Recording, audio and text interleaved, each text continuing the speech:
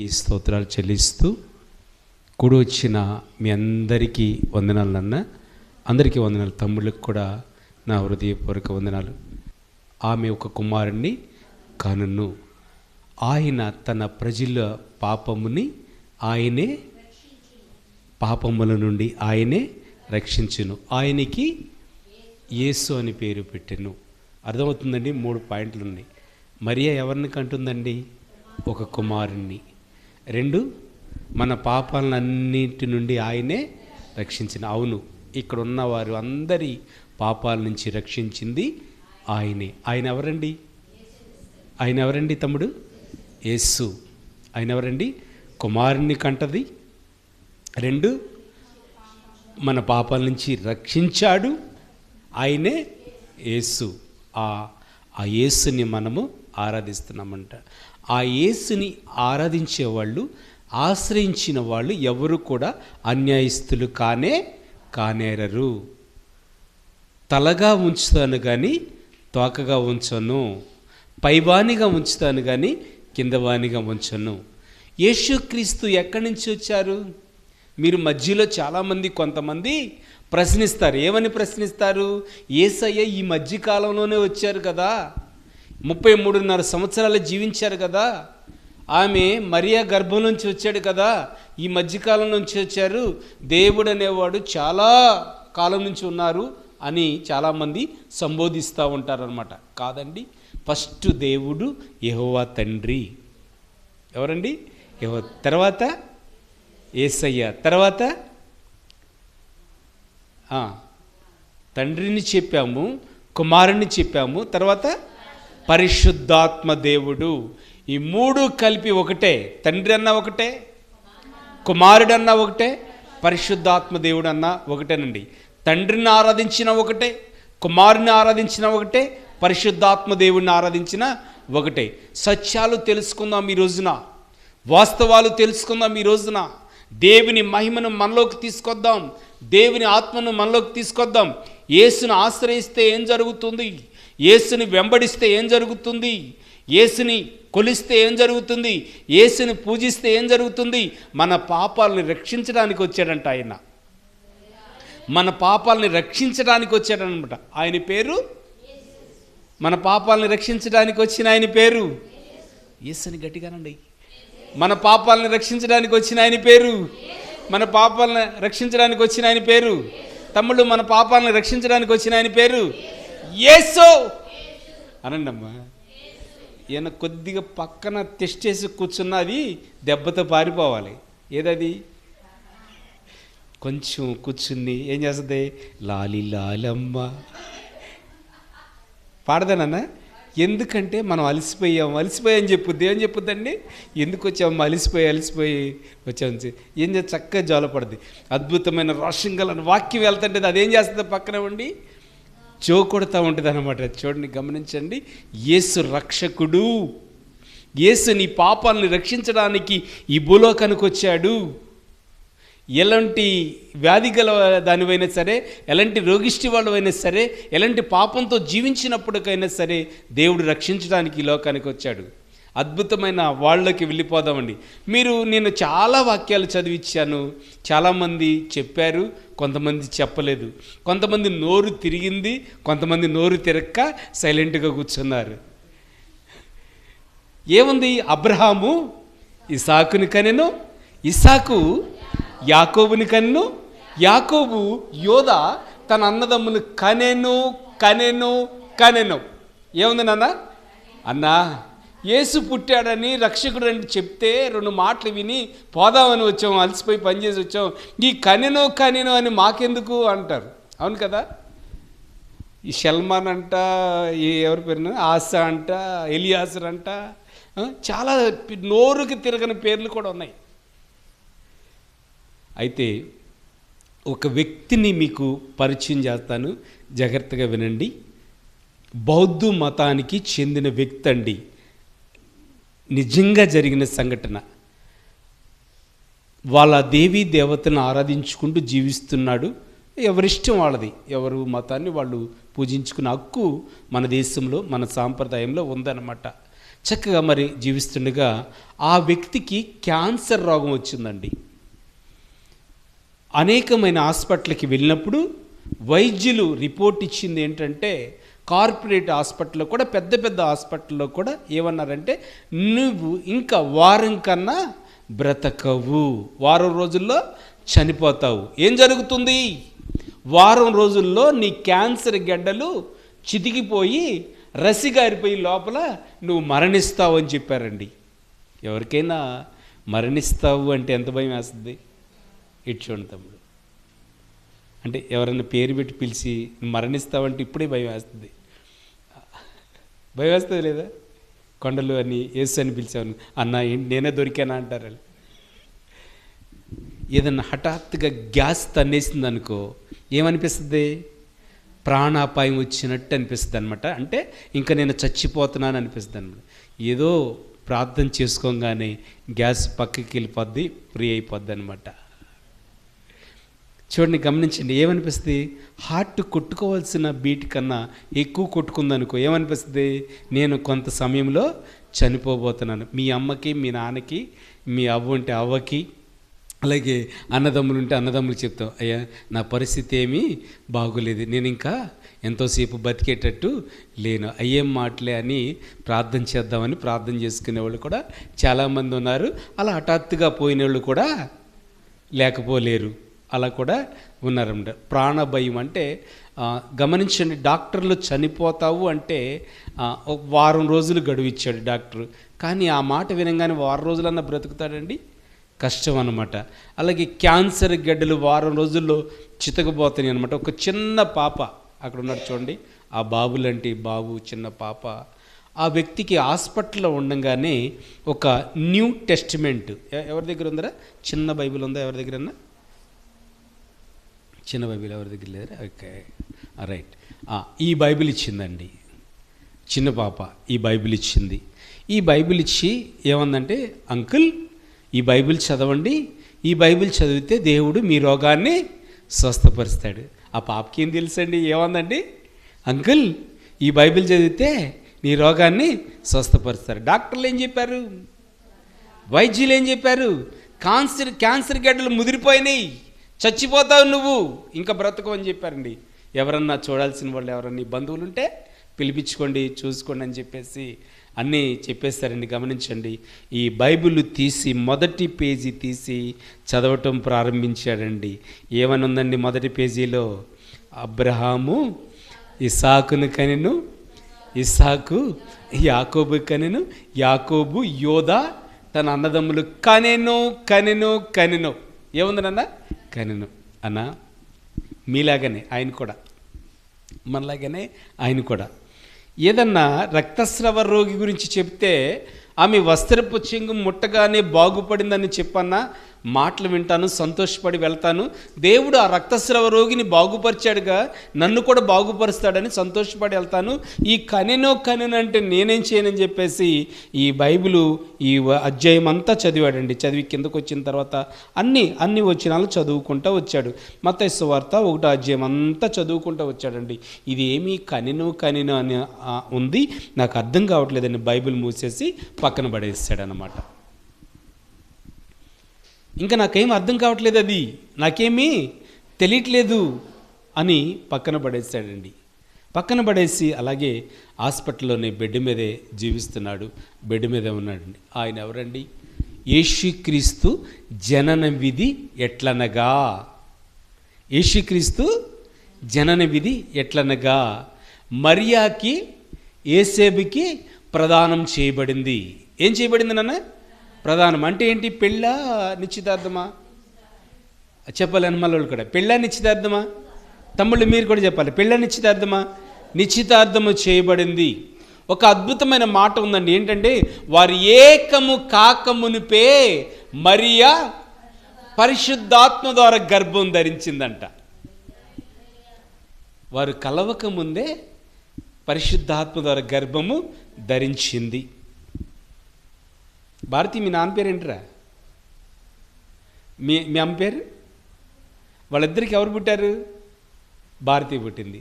దుర్గారావుకిను భారతికి ఎవరు పుట్టారు? మరియాను కావ్య పుట్టారు. తల్లిదండ్రులు ఉన్నారా లేదా వారికి? తల్లిదండ్రులు ఉన్నారు. కానీ యేసయ్య పరిశుద్ధాత్మ ద్వారా మరియ గర్భం ధరించింది. చూడండి, పురుషుడు లేడు, పురుషుడు అక్కడ లేడు. కానీ చాలామంది పేపర్లు అప్పుడప్పుడు రాస్తూ ఉంటారు, న్యూస్లో టీవీలో చెప్తూ ఉంటారండి. ఏమని? యేసు ప్రభుకి మ్యారేజ్ అయింది, యేసు ప్రభుకి పిల్లలున్నారు, యేసు ప్రభుకి ఇల్లు ఉంది, యేసు ప్రభుకి వాకిలు ఉంది, యేసు ప్రభుకి ఫ్యామిలీ ఉందని పేపర్లో రాస్తే చూసి చదివానండి. ఒకసారి రాసినోడు మళ్ళీ కనపడ్డావు భూమి మీద. నిజమైన సంఘటన చెప్తాను, వినండి జాగ్రత్తగా. ఆయన్ని 39 కొరడాల దెబ్బలు కొట్టి సిలువు మీద లాక్కెళ్తున్నారు, సిలువు మీద మోసుకెళ్తున్నారు. ఆయన తల మీద అంతా ఏం కారుతుందన్న? రక్తం. సిలువు మీద వేసినప్పుడు చేతిలో ఏం కారుతున్నాయి? రక్తం. డొక్కలో పొడిచారు, ఏం కారుతుంది? రక్తం. కాళ్ళల్లో మేకులు కొట్టారండి, ఏం కారుతుంది? రక్తం. రక్తం కారుతుంది. అయితే యేసు ప్రభు పురుషుడు కలయిక వల్ల పుట్టాడని చెప్పేసి ఆ బ్లడ్ కొంతమంది ఆ రక్తాన్ని తీసుకెళ్ళి రక్త పరీక్షలు చేసేది ఉంటుంది కదండి, ల్యాబ్కి తీసుకెళ్ళి టెస్ట్ చేపిస్తారనమాట. మీకు విషయం తెలుసండి, ట్రైన్ యాక్సిడెంట్ జరిగినప్పుడు కొంతమంది మరణిస్తారు, బస్ యాక్సిడెంట్ జరిగినప్పుడు కొంతమంది మరణిస్తారు, రకరకాలైన తెలియని ప్రాంతంలో మరణించినప్పుడు ఆ పార్థివ దేహం ఎవరిదో తెలియదు కాబట్టి ఏం చేస్తారు? ఏ టెస్ట్ చేస్తారండి? బ్లడ్ టెస్ట్, DNA టెస్ట్ చేస్తారనమాట. చేసి ఈ ట్రైన్లో చనిపోయిన వ్యక్తిది ఏ ఊరో ఏ ప్రాంతమో ఆ కుటుంబ సభ్యులు వచ్చినట్లయితే ఈ బ్లడ్ కలుస్తుందో లేదని చెప్పేసి ఆ బ్లడ్ చూసి ఈ కుమారుడు ఈ బ్లడ్ తీసిన తర్వాత ఓకే రైట్ ఆ తండ్రి బ్లడ్ ఈ కుమారుడి బ్లడ్ ఒకటే, ఈ పార్థివ దేహము ఆ తండ్రిదే అని వాళ్ళకి ఇచ్చేస్తారు ఆ కుటుంబానికి. కానీ యేసయ్య బ్లడ్ చెక్ చేసినప్పుడు, యేసయ్య రక్తాన్ని చెక్ చేసినప్పుడు, యేసయ్య రక్తాన్ని ల్యాబ్లో పరీక్షించినప్పుడు ఆ పురుషుడు కలయిక లేదంటండి, పురుషుడు రక్త కణాలు లేవంటండి, పురుషుడు క్రోమోజోములు దాంట్లో లేవంట. ఏమన్నాయి? పరిశుద్ధాత్మ క్రోమోజోములు ఉన్నాయి అక్కడ, పరిశుద్ధాత్మ కలయికలు ఉన్నాయి అక్కడ, పరిశుద్ధాత్మ కార్యం అక్కడ జరిగిందండి. చూడండి, చాలా చోట్ల దేవుళ్ళు అని చెప్పుకున్న వాళ్ళు రాత్రి నా పేరేంటి తెలుసు కదండి మీకు చాలామందికి, కొండకెళ్తారు. దేవునికి మహిమలు చెల్లిద్దాం. హల్లెలూయా. రైట్. ఆయన రక్తంలో కల్మషము లేదు, ఉందంటారా? లేదు. ఆయన విలువైన రక్తం అండి, గొప్ప రక్తం అనమాట. ఆయన రక్తంలో కల్మషము లేదండి. జనన విధి ఎట్లనగా వారేకము కాకమునిపే పరిశుద్ధాత్మ ద్వారా గర్భము ధరించాడు. పరిశుద్ధాత్మ దేవుడు మనందరినీ దర్శించునుగాక. పరిశుద్ధాత్మ దేవుడు మనందరినీ దర్శించి పరిశుద్ధమైన కార్యములు జరిగించునుగాక. కొంచెం బ్యాక్కి వెళ్ళినట్టయితే, విడిచిపెట్టిన వచ్చిన ఆ వ్యక్తి దగ్గరికి వెళ్ళినట్లయితే, బుద్ధు మతానికి చెందిన వ్యక్తి దగ్గరికి వెళ్ళినట్లయితే కొన్ని దినాల్లో చనిపోబోతున్నాడు. కొన్ని దినాల్లో చనిపోబోతున్నప్పుడు ఆ బైబిల్ ఇచ్చినప్పుడు బైబిల్ పక్కన పడేశాడు. రాత్రిపూట మరి ఆ వ్యాధితోనే ఉన్నాడు, ఆ హాస్పిటల్లో బెడ్ మీదే పడుకున్నాడు, బెడ్ మీదే ఉన్నాడండి. అర్ధరాత్రి సమయంలో, మిడ్నైట్ సమయంలో పరలోకం నుంచి సాక్షాత్తు దేవుడు, దేవుని దూతలు కిందకి దిగొచ్చాయండి. దిగొచ్చి ఆ క్యాన్సర్ వ్యాధితో 5 వారం రోజులకి చనిపోతా ఉన్న వ్యక్తితో నా దేవుడు మాట్లాడుతున్నాడు. ఏమని మాట్లాడుతున్నాడో తెలుసండి? అయ్యా, నేను బైబిల్ అయితే చదివాను, కానీ ఈ కనెను అబ్రాహాము ఇస్సాకును కనెను, ఇస్సాకు యాకోబుని కనెను, యాకోబు యోధా తన అన్నదమ్ములు కనెను, నైసాను, సల్మాను, ఎన్ని రకరకాల పేర్లు ఉన్నాయి, నాకేమీ అర్థం కావట్లేదు, నేను పక్కన పడేశాను అన్నప్పుడు 16వ వచనంలో ఒక మాట ఉందండి. చదవరా 16వ వచనంలో ఒక్కసారి ఆ మాట చదువుకుందాం. యాకోబు మరియా భర్త అయిన యేసేపుని కనెను, ఆమె యందు క్రీస్తు అనబడిన. హల్లెలూయా. ఈ కనెను అనుకుంటూ వచ్చినప్పుడు లాస్ట్కి ఎవరు కన్నారండి? పరిశుద్ధాత్మ ద్వారా గర్భం ధరించి మరియా యేసుని కంది. పరిశుద్ధాత్మ ద్వారా గర్భం ధరించి మరియా యేసుని కంది. ఆయనే నీ క్యాన్సర్ వ్యాధి నుంచి రక్షించేది, లాస్ట్కి ఎవరైతే కన్నారో, ఎవరైతే భూమి మీదకి వచ్చారో, లాస్ట్కి ఎవరైతే భూమి మీద అడుగు పెట్టారో ఆయన నీ క్యాన్సర్ వ్యాధిని రక్షించేది అన్నాడండి. మళ్ళీ బైబిల్ చదవటం ప్రారంభించాడు. ఎవరు లాస్ట్లో ఉంది? అబ్రహాం ఇస్సాకుని కనెను, ఇస్సాకు యాకోబుని కనెను, యాకోబు యూదా అన్నదమ్ములు కనెను. చదువుకుంటూ వచ్చేసరికి మరియా యేసును కనెను. ఆయనే నీ క్యాన్సర్ వ్యాధిని బాగు చేసేది. నా దేవుడు ఆ రాత్రి ముట్టాడండి ఆ వ్యక్తిని. ఆ క్యాన్సర్ వ్యాధి ఏమైపోయిందండి? పటాపంచలైపోయిందన్నమాట. గట్టిగా చెప్పండి. వారం రోజులతో చనిపోతాడన్న వ్యక్తి కొన్ని కొన్ని కొన్ని సంవత్సరాలు బ్రతికాడనమాట. కృతజ్ఞత కలిగి ఏం చేశాడు ఆయన? అసలు బ్రతికిన తర్వాత సేవ ప్రారంభించాడు. ఏం ప్రారంభించాడండి? సేవ ప్రారంభించాడు. చిన్నగా ప్రారంభించాడు, ఇలా సేవ ప్రారంభించాడండి. ప్రారంభించడం దేవుడు బాగుపరిచాడని ఆ సంతోషాన్ని ఆపుకోలేక, ఆనందాన్ని ఆపుకోలేక, ఆ ఉత్సాహాన్ని ఆపుకోలేక దేవుడు బాగుపరిచినప్పుడు మీరేం చేస్తారా చెల్లి? కృతజ్ఞతలు చెప్తారా చెప్పరా? సేవ చేస్తారా చేయరా? మిమ్మల్ని బాగుపరిచిన దేవునికి అనేక మందికి నన్ను బాగుపరిచిన దేవుని గురించి పరిచయం చేస్తారా చేయరా? చేస్తారండి. చూడండి, సువార్త ప్రకటించడం ప్రారంభించాడంట. చూడండి, దక్షిణ కొరియా దేశంలో 12 లక్షల మంది జనసమూహం ఉన్నారంట. దక్షిణ కొరియా దేశంలో అంత పెద్ద సంఘం. సతీష్ షాయి గారిది కాదు, యోసన మినిస్ట్రీ కాదు. అంటే ఇదేం తక్కువ అని కాదండి, మీరు అర్థం చేసుకోండి. గొప్ప పెద్ద సంఘము ఉన్న సంఘాల్లో పెద్ద సంఘం ఎవరిదండి? పాల్ యాంగ్ చో. ఎవరండి ఈయన? మీరు యూట్యూబ్లో కొడితే వస్తుందండి, చూడండి. పాల్ యాంగ్ చో గారు ఇంచుమించు చనిపోయి ఆయన ఈ 5-6 సంవత్సరాల పైన అవుద్దండి.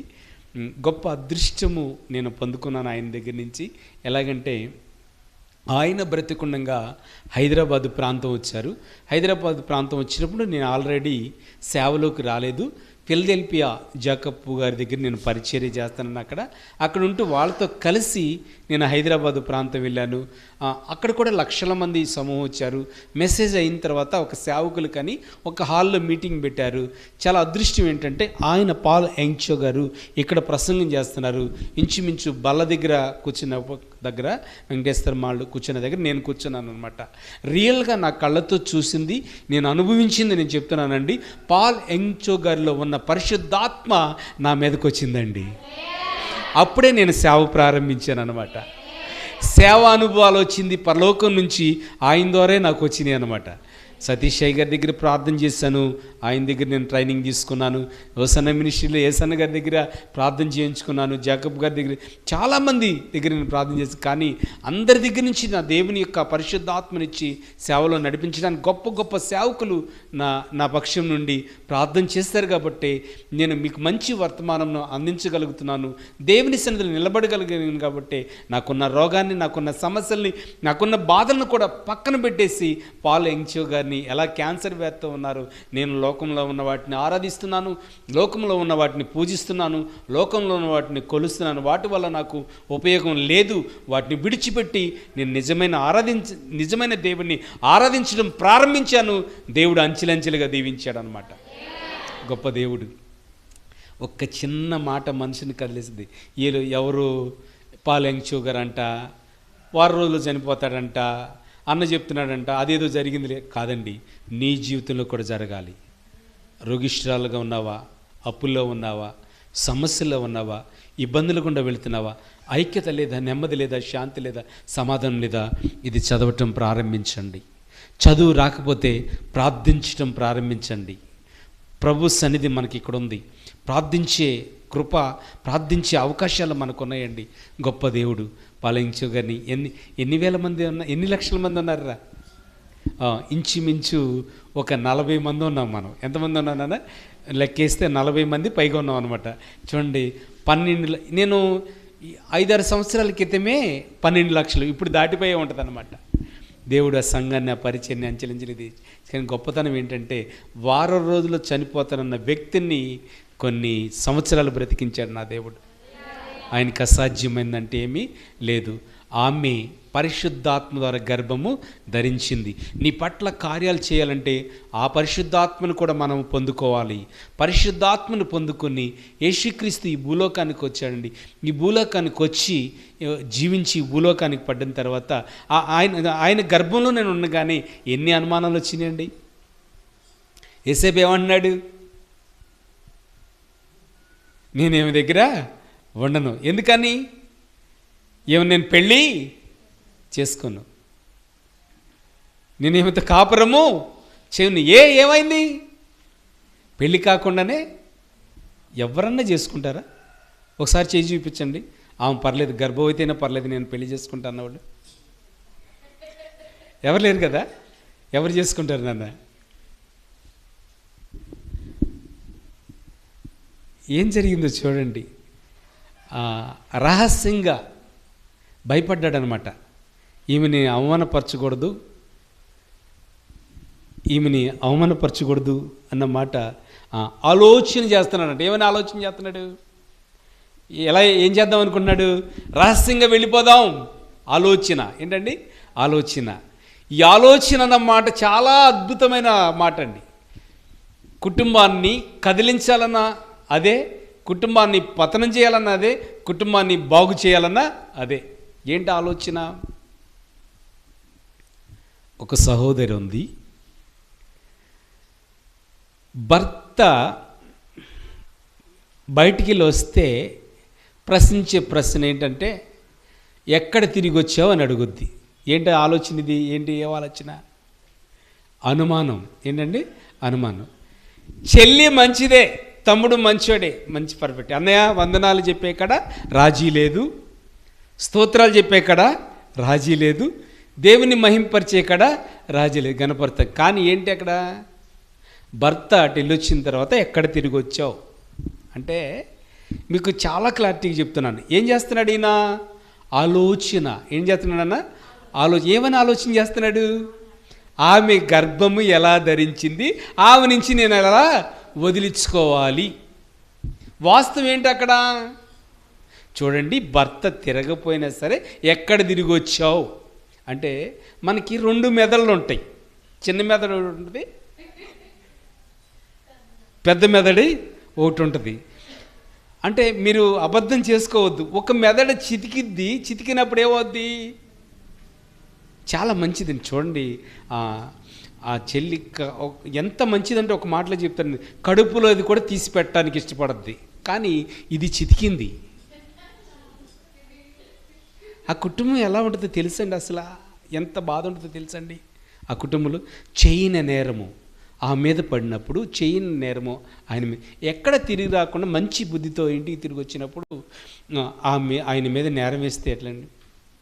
పాపం చాలా కుటుంబాలు చూస్తానండి. చాలా కుటుంబాలు చాలా దూరం పరిచయం వెళ్తాను. ఇటు అచ్చింపేట, ఇంకా చాలా దూరం ఇటు రాజమండ్రి దాటి చాలా దూరం వెళ్ళినప్పుడు చాలా విషయాలు చెప్తూ ఉంటారండి. అన్నా, మా భార్య అన్న అర్ధరాత్రి 1 గంటకు లేచి ఎలికలు బొటకరిచ్చినాయి అంట. ప్లేట్లు ఏం బొటకరిచ్చినాయి అంటండి?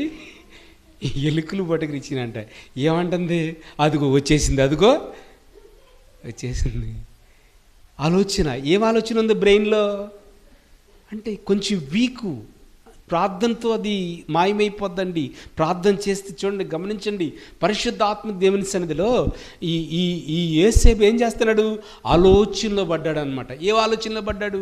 ఈమెకి గర్భము ఎలా వచ్చింది, ఈమె గర్భవతి ఎలా అయింది, ఈమె గర్భవతి ఎలా అయింది. స్త్రీలే గురించి కొన్ని విషయాలు చెప్పాను. తమ్ముళ్ళు లేరంటారా? తమ్ముళ్ళు భార్యని అవమానించేవాళ్ళు లేరంటారా? ఎందుకంటే వాక్యం ఏం చెప్తుందంటే తెలిసి తెలియకుండా అవమానించకూడదు, వాస్తవాలు తెలియకుండా ఊహించకూడదు. అమ్మా, ఆ తమ్ముళ్ళు అనుకున్న మాట, ఎక్కడ తిరిగి వచ్చావు ఇప్పుడు దాకా? ఏమీ లేకుండానే. ఏం జబ్బు ఇది? ఏం జబ్బు అండి? అనుమాన జబ్బు. ఏ జబ్బు అండి? అనుమాన జబ్బు. రైట్.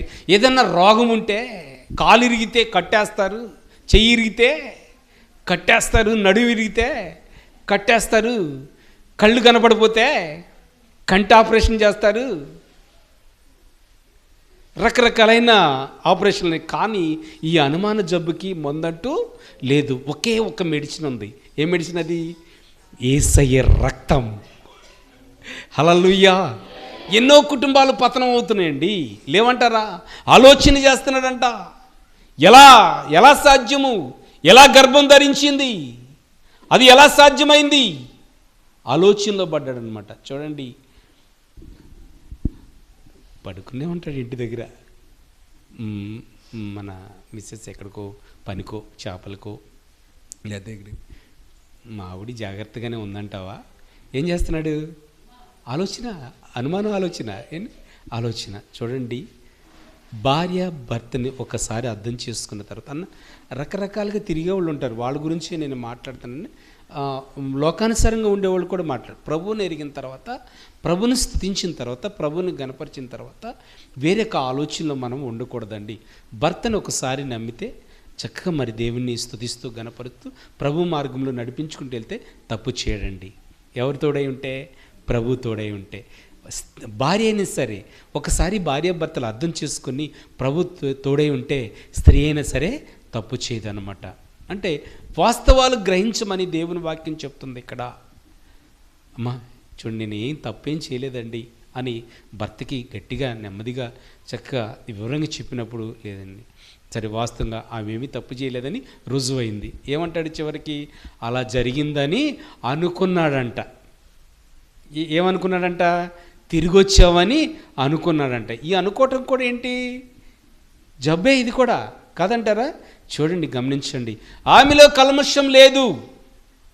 ఏ పురుషుణ్ణి ఇప్పటి వరకు ఎరగలేదు. ఆమె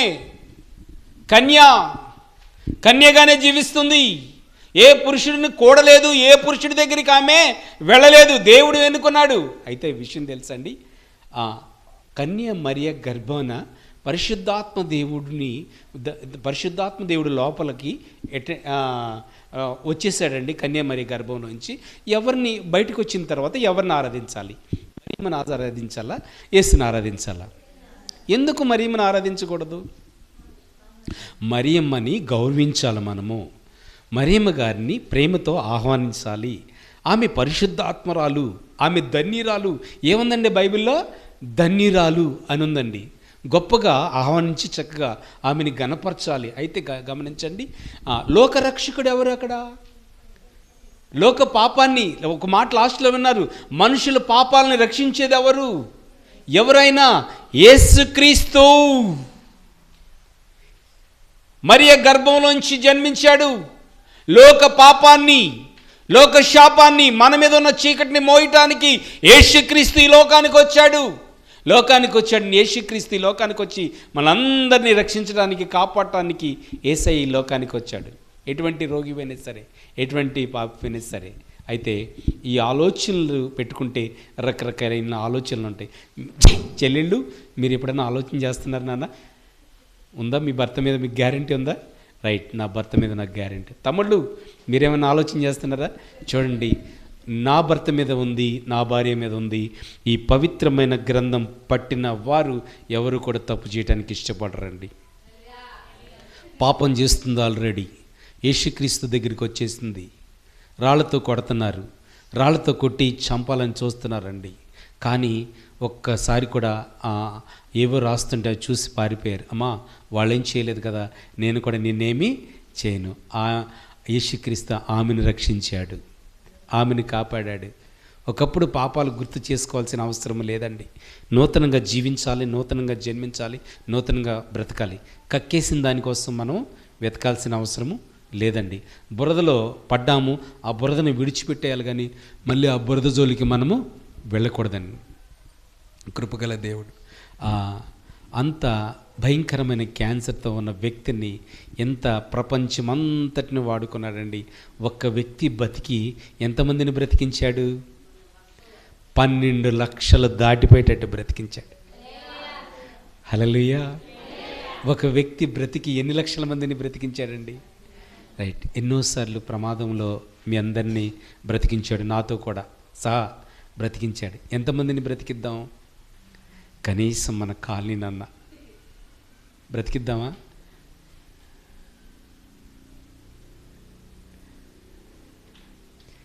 కనీసం మన కాలనీనుందా? గొప్ప దేవుడే కాదంటారా మన దేవుడు? ఎంత గొప్ప దేవుడో చూడండి. ఆర్ఆర్కే మూర్తి గారు ఎంతమంది తెలుసు మీకు? రేడియోలో ప్రసంగాలు వచ్చాయి, ఇప్పుడు కాదు, ఒక 10 సంవత్సరాల బ్యాక్. బొంగురుగా ఉండేది నోరు, బ్రాహ్మణులు అనమాట. విన్నారా నాన్న ఆర్ఆర్కే మూర్తి? ఎస్ఎన్ గారు చెప్పాళ్ళు, విన్నవా నాన్న? ఆర్ఆర్కే మూర్తి విన్నావా? ఓకే. ఆర్ఆర్కే మూర్తి గారు వీళ్ళందరూ ఒక బ్యాచ్ వాళ్ళు అనమాట, ఆ టైంలో వాళ్ళు అనమాట. అయితే ఆయన బ్రాహ్మణ కుటుంబం నుంచి వచ్చారు. మంచి చదువుకున్నాడు. మంచి చదువుకుని ఉద్యోగం లేక నిరుద్యోగిగా తిరుగుతున్నాడు అనమాట, ఖాళీగా తిరుగుతున్నాడు. అయితే అమెరికా వాళ్ళు వచ్చి పెద్ద మీటింగ్లు పెడుతుంటే ఈ బంధువులు ఎవరో ఉంటే ఈయనకి ఫోన్ చేస్తారంట, అయ్యా మరి బాగా చదువుకున్నావు కదా, వాళ్ళు ఇంగ్లీష్లో చెప్తారు, దాన్ని తర్జిమా చేద్ది కానీ రమ్మంటే, చదువుకున్నాడు కాబట్టి అమెరికా వాళ్ళు ఇంగ్లీష్లో చెప్తుంటే ఈయన ఏం చేసేవాడంట, తర్జిమా చేసేవాడు. అంటే దాన్ని తెలుగులో ఆమోదం చేసేవాడు అనమాట, తెలుగులో చెప్పేవాడట. అయితే బైబిల్ సంగతి తెలియదు ఆయనకి, రక్షకుడి గురించి తెలీదు, పరిశుద్ధాత్మ గురించి తెలీదు, కన్యక గురించి తెలీదు, పరిశుద్ధాత్మ దేవుడు కన్యమరియ గర్భంలో జన్మించాడని వాస్తవాలు తెలియదండి. అయితే బ్రాహ్మడు కాబట్టి అతను చెప్తున్న సాక్ష్యమే, దైవజనులు చెప్తున్న సాక్ష్యం. బ్రాహ్మడు కాబట్టి ఈ ప్రసంగాలకి ఒకటి ప్రారంభమైన తర్వాత అనేక చోట్లకు పిలుస్తున్నారంట ఆయన్ని. చాలా చోట్ల ఇలా చక్కగా వాయిస్ బాగుంది, చక్కగా ఉంది, అనేక చోట్ల బాగా చెప్తున్నాడని చెప్పేసి వీళ్ళు ఇంగ్లీష్లో చెప్తుంటే ఈయన తెలుగులో చెప్తున్నాడు అనమాట. సరే, వాళ్ళు చెప్పిన తర్వాత అయిపోయిన తర్వాత చాలాసార్లు మీటింగ్కి వెళ్ళాడండి. ఒక ఆలోచన కలిగిందంట. ఏంటి ఆలోచన అంటే చెప్పమంటారా? బైబిల్లో ఎక్కడన్నా తప్పులు పట్టుకుని ఒక బుక్ రాద్దాం అనుకున్నాడంట. ఏమనుకున్నాడన్నా? బైబిల్లో ఎక్కడన్నా తప్పులు పట్టుకుని ఒక బుక్ రాద్దాం అనుకున్నాడంట. చదవటం ప్రారంభించాడనమాట. ఒక్కొక్క అధ్యాయం చదవటం ప్రారంభించాడనమాట. ఒక బుక్ తయారు చేద్దాం అనుకున్నాడండి. అవును కదా, యేసయ్య రక్తంలో కల్మషం ఉందని ఎంతోమంది పేపర్లో రాస్తూ ఉంటారండి. యేసయ్య రక్తంలో ఆయన పురుషుడు కలయిక ఉందని చెప్పేసి ఎంతోమంది న్యూస్లు వేస్తూ ఉంటారనమాట, ఎంతోమంది పబ్లిసిటీ చేస్తూ ఉంటారనమాట, ఎంతోమంది అంటూ ఉంటారండి. మీ చెవును పడిందో లేదో కానీ యేసయ్యకి పెళ్ళి కూడా వచ్చిందా? మీ దాకా వచ్చిందండి. అంటే గర్వానికి ముందు ఏమి నడుస్తుంది? నాశనానికి ముందు ఏమి నడుస్తుంది? గర్వం నడుస్తుంది అనమాట. యేసయ్యకి పెళ్ళి ఎందుకు అయ్యిందండి? అయిందా? రైట్. ఈ ఆర్ఆర్కే మూర్తి గారు బైబిల్ని తప్పులు పట్టాలని మీకు విషయం తెలుసండి. ఎక్కడికన్నా వెళ్ళినప్పుడు మనము రైట్, ఈయన కొంచెం ఈయన కొద్దిగా తక్కువ చెప్పాడు, ఈ పాస్టర్ గారు కొద్దిగా తప్పు. ఈ పాస్టర్ గారు ఏంటి అన్నీ రాంగ్లే చెప్పాడు. మార్కులు వేస్తూ ఉంటాం వాళ్ళకి. ఏం చేస్తానన్నా? మార్కులు. ఈయనకు 30, ఈయనకు ఒక 25, ఆయనకు ఒక 35. ఎన్ని మార్కులు వేస్తాం? సరే, మార్కులు వేసే ముందు మీరు వేసారా నన్ను ఎప్పుడైనా? ఓహో, ఈ పాస్టర్ గారు బాగా చెప్తున్నారు అన్న, అందరూ అన్నవాళ్ళు అన్నారు లేదా? రైట్. అనటం వల్ల తప్పని కాదండి.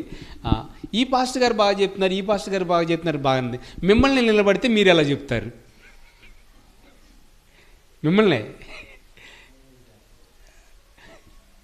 మిమ్మల్ని నుంచే పెడితే ఎలా చెప్తారు? అయితే ఎదుటివాడి కంట్లో ఏముందంట?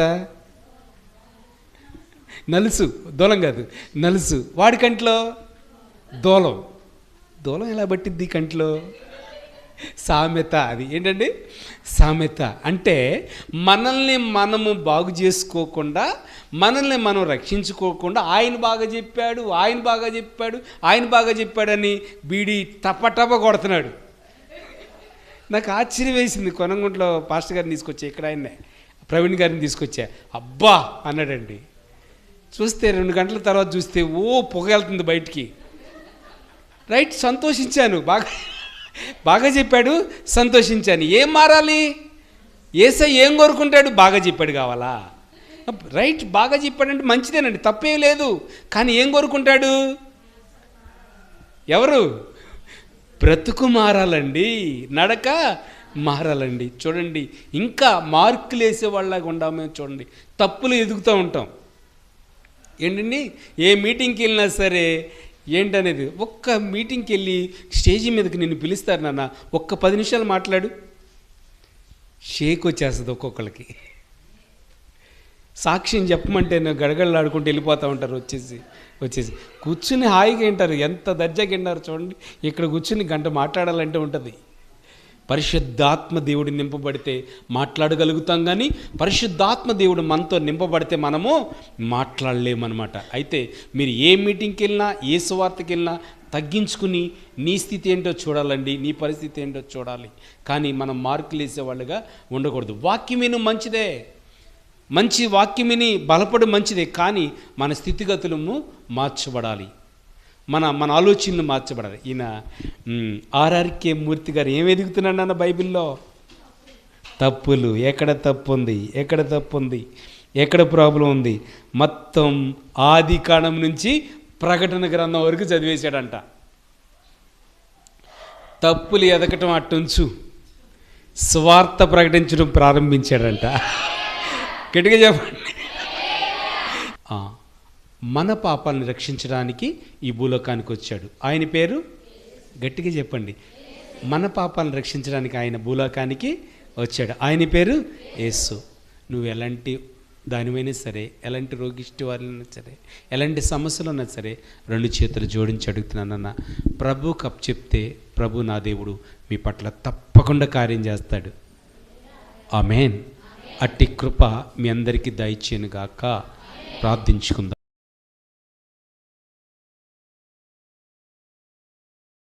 నీకు వందనాలు తండ్రి. పాల్ ఎంచో గారిని ఉదాహరణగా ఇచ్చావు, ఆర్ఆర్కే మూర్తి గారిని ఉదాహరణకి ఇచ్చావు తండ్రి. తప్పులు పట్టాలనుకున్నాడు, సువార్త ప్రకటించాడు. క్యాన్సర్ వ్యాధితో వారం రోజుల్లో చచ్చిపోతాడన్న వ్యక్తి కొన్ని సంవత్సరాలు బ్రతికి కొన్ని లక్షల మందికి సేవకుడిగా మారాడు. అయ్యా, నీ జన్మ అనేక మందిని మార్చింది, నీ పుట్టుక అనేక మందిని మార్చింది, నీ పుట్టుక అనేక మందిని రక్షించింది, నీ పుట్టుక అనేక మందిని కాపాడింది. అయ్యా, నన్ను కూడా కాపాడింది. ఒక్క మాటలో చెప్పాలంటే, చీకటి బ్రతుకు, అంధకారమైన బ్రతుకు, లోకానుసారమైన వాటిని ఆరాధించే బ్రతుకు ఈ బ్రతుకు అలాంటి బ్రతుకు మార్చి ఆ బలిపీఠం ఎదుటి నిలబెట్టు. అయ్యా, నన్నే కాదు ఇక్కడున్న ప్రజలందరినీ అయ్యా, లోక సంబంధమైన వాటి కోసం పరుగులు తీసేవాళ్ళు అయ్యా, ఈ బిడ్డలను బ్రతుకులను మార్చావు తండ్రి. ఈ బిడ్డలను రక్షించావు. ఏదో వెతకాలి, ఏదో తప్పు పట్టుకోవాలి, ఏదో చేయాలి అని అనాలోచన వాళ్ళని స్వచ్ఛమైన సేవ చేయటానికి, స్వచ్ఛంగా ఆరాధించడానికి కృపనిచ్చావు యేసయ్యా. నీకు వందనాలు తండ్రి. 2 చేతులు జోడిస్తున్నాం. తమ్ముళ్ళని జ్ఞాపకం చేసుకోండి, చెల్లెల్ని, తల్లుల్ని జ్ఞాపకం చేసుకోండి. నాకన్నా ప్రియ పెద్దలు, చిన్నలు, పెద్దలు, యవనస్తులు అయ్యా, జ్ఞాపకం చేసుకుని ఏం అడుగుతున్నారో, ఏం ఆశిస్తున్నారో, రక్షకుడు అన్నావు తండ్రి, రక్షించే దేవుడు అన్నావు తండ్రి. బిడ్డలను రక్షించమని, కాపాడమని, తోడనమని, వాళ్ళు అనుకున్నది, అడిగి ఊహించిన వాటికన్నా కార్యం జరిగించమని చున్నాం తండ్రి.